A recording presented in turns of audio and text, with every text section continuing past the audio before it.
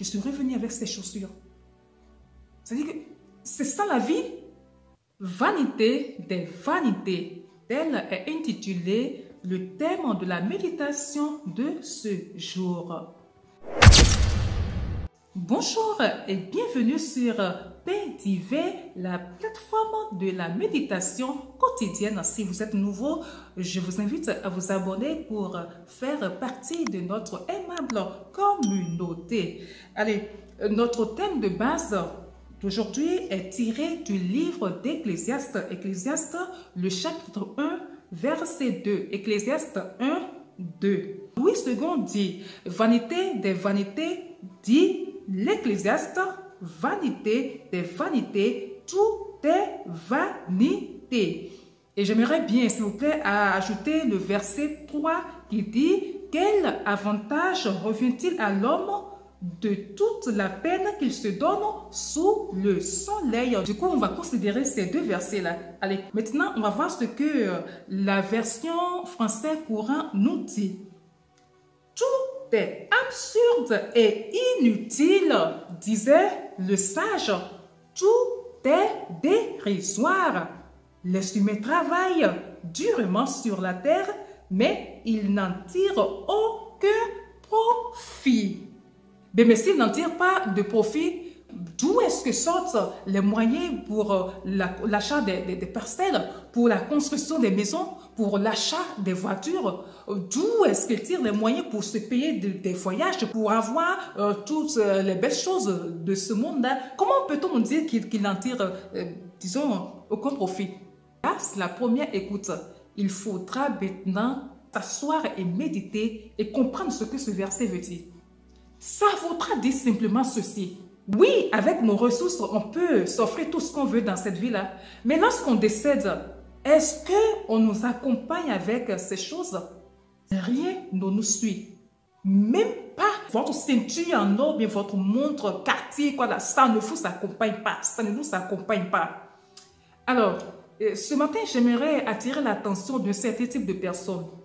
Ces gens qui ne peuvent pas ne pas passer sans se faire remarquer. Ces gens qui ne peuvent pas être à un endroit sans se faire remarquer.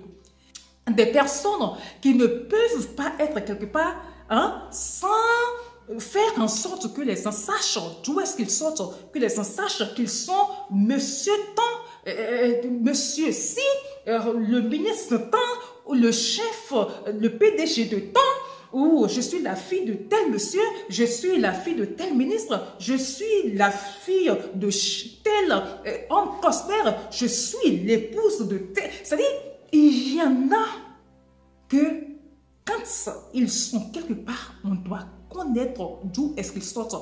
Parce qu'ils sont tellement égoïstes. Vous êtes peut-être dans un rang à la banque, il vient, il y a quelqu'un qui est déjà là depuis 8 heures. Qui est placé devant. Il vient à 10 heures, le rang est debout, mais non, il ne peut pas se mettre en rang. Il est tellement imbu de sa personne qu'il ne peut pas, quand on va lui dire de se mettre, il ne peut pas. Non, c'est pas possible quoi. Il va traverser tout le monde et il ira devant la caissière pour lui parler.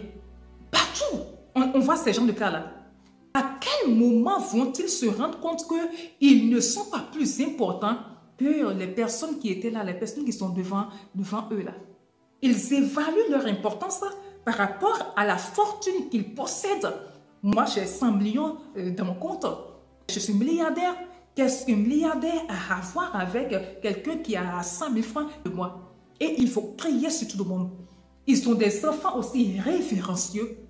Tels ils sont, tels ils éduquent les enfants. Il y a des exceptions. Hein. Si vous faites partie de ces genres de personnes-là, j'aimerais que vous sachiez ce matin que vous n'êtes rien.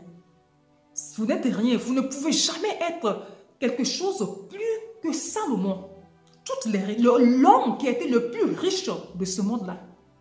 À la fin de ses jours, il a dit vanité des vanités, tout est vanité. Quelqu'un qui a eu 300 femmes, 700 concubines. Salomon ne manquait de rien. Sagesse et richesse, il avait tout. À la fin de ses jours, il dit que tout est vanité.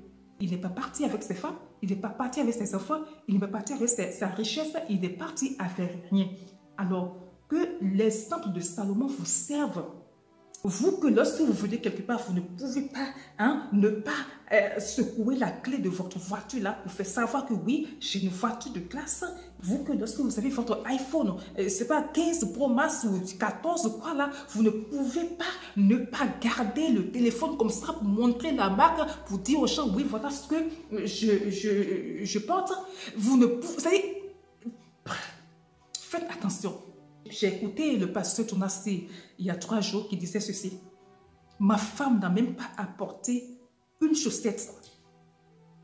Que son cœur saignait quand il a vu des gens venir ramasser, faire sortir ses habits de la chambre.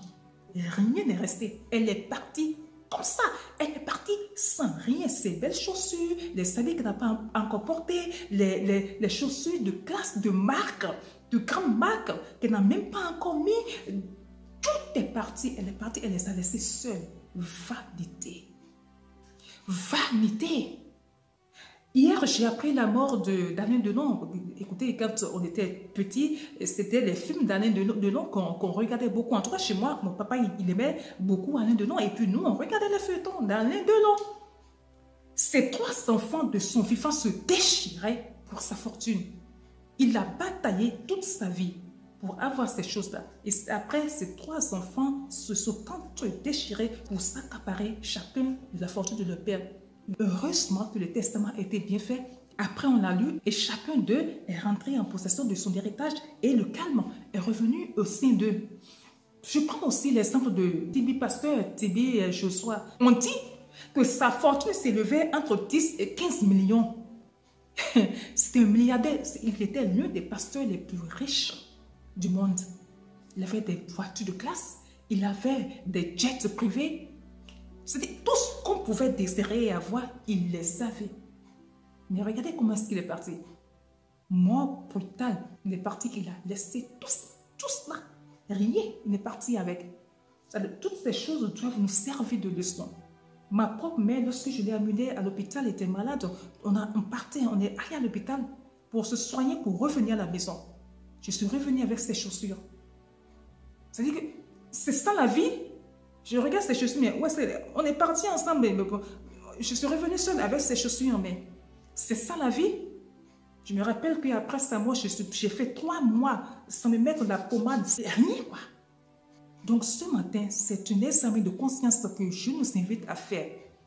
Oui, il faut avoir des choses, c'est pas parce que tout est vanité, c'est pas parce que on ne part avec rien qu'on ne va pas avoir des choses de ce monde-là. On a besoin de certaines choses pour vivre.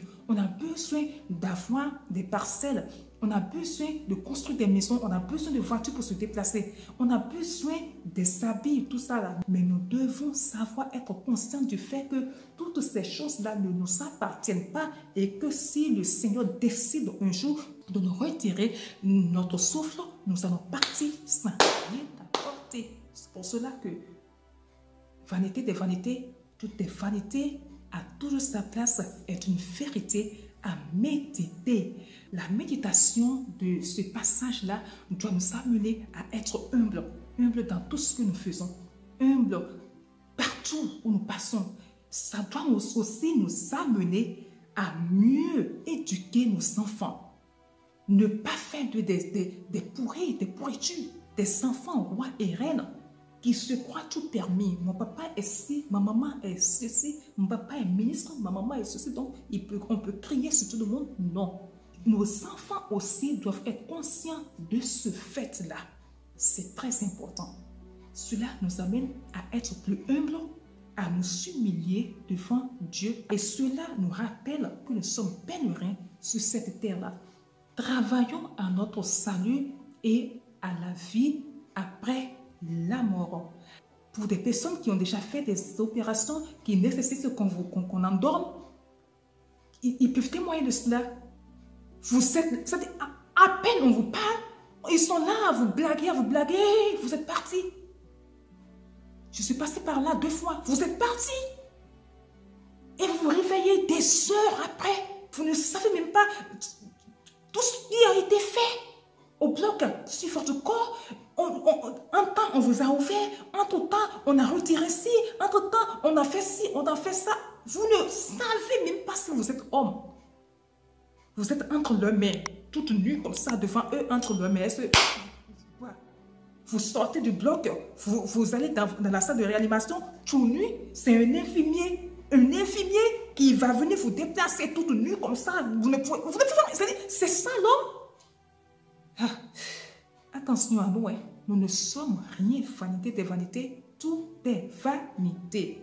Vivons bien et pensons surtout à la vie après la mort. On s'arrête ici pour aujourd'hui et comme d'habitude, on va se dire à demain, Dieu aidant pour un autre numéro. Shalom!